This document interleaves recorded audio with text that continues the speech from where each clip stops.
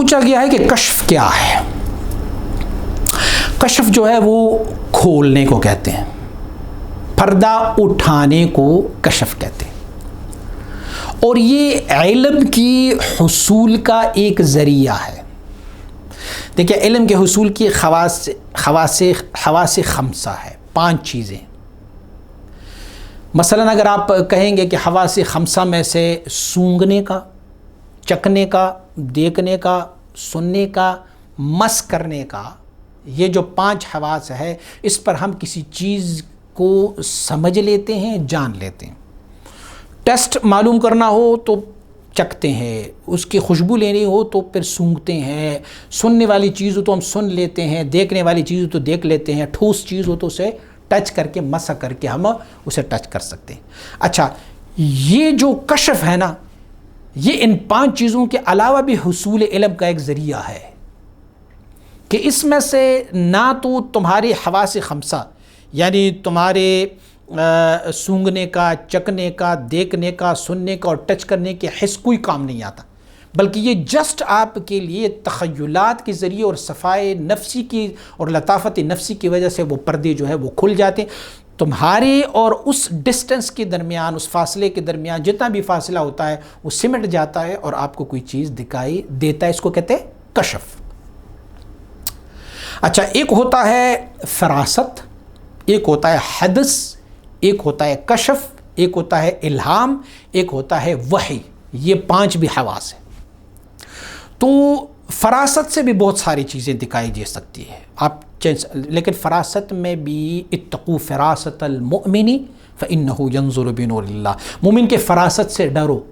وہ فراست کیا چیز ہوتی ہے؟ وہ بھی جاننے اور علم رکھنے کا ایک ذریعہ ہے۔ پھر کشف بھی ایسا ہی ایک ہے، اور ایک الہام ہے اور ایک وحی ہے۔ وحی جو ہے وہ قطعی ہے، قطعی ہے، اس میں کوئی شک نہیں ہے، کیونکہ وہ نبی کو ہوتا ہے۔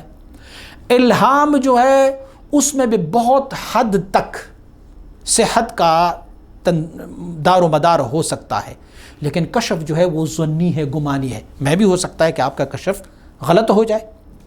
تو اگر ظاہری شریعت، ظاہری تصوف اور آپ کی کشف آپس میں متصادم ہوا تو آپ کا کشف جو ہے وہ ظنی ہے اور غلط ہے، لیکن اگر ظاہری شریعت سے وہ کشف تمہارا موافق رہا تو پھر اسے تسلیم کیا جا سکتا ہے۔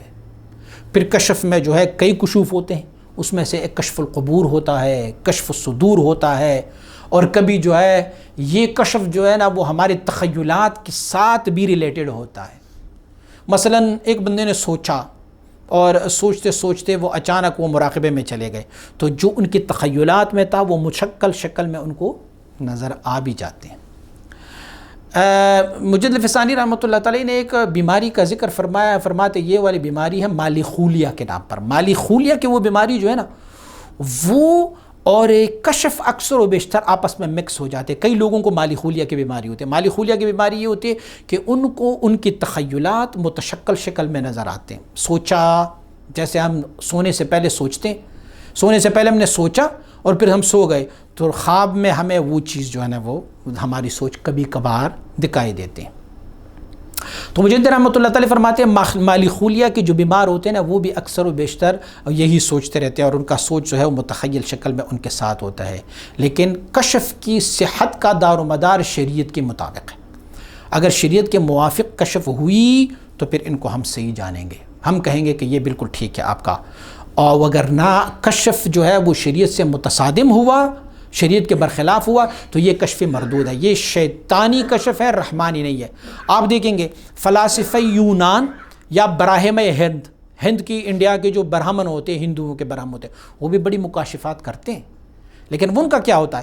انہوں نے صفائے نفسی حاصل کیا ہوتا ہے، لیکن چونکہ شریعت سے ان کی کشوف متصادم ہے تو لہٰذا وہ مردود ہے، وہ شریعت نہیں۔ اور مجد رحمۃ اللہ تعالی نے تو اس کو اور بھی فرمایا تلک الخیالات تربا بہا اطفال الطریقت، یہ جو کشوف ہے، کشف ہے، یہ تو وہ سوچیں ہیں، خیالات ہے جس میں سے طریقت کے چھوٹے چھوٹے بچوں کی تربیت کی جاتی ہے۔ مثلا مجدد رحمۃ اللہ تعالی کے خیال میں یہ کشف جو ہے بچوں کا کھیل ہے، کیونکہ یہ اصل نہیں ہے، یہ ہمیں نہیں چاہیے، ہمیں تو ذات چاہیے، ذات کا قرب چاہیے، الہی کا قرب چاہیے، تو کشوف کا ہمیں نہیں چاہیے۔ ہاں کشوف دکھایا جائے تو وہ اس بندے کو پروموٹ کرنے کے لیے، ان کے دل بہلانے کے لیے وہ کیا جاتا ہے۔ بچے کو آپ نے خوش کرنا ہوتا ہے تو لالی پاپ دے دیتے ہیں۔ تو لالی پاپ کیا ہوتا ہے بھئی؟ لالی پاپ تو ایک چھوٹا سا ایک چیز ہوتا ہے جس کی کوئی اتنی قیمت نہیں ہوتی، لیکن اگر آپ بچے کو سونا ہاتھ میں پکڑا دیں گے تو وہ سونا لینے کے بجائے لالی پاپ ہی کو ترجیح دیں گے۔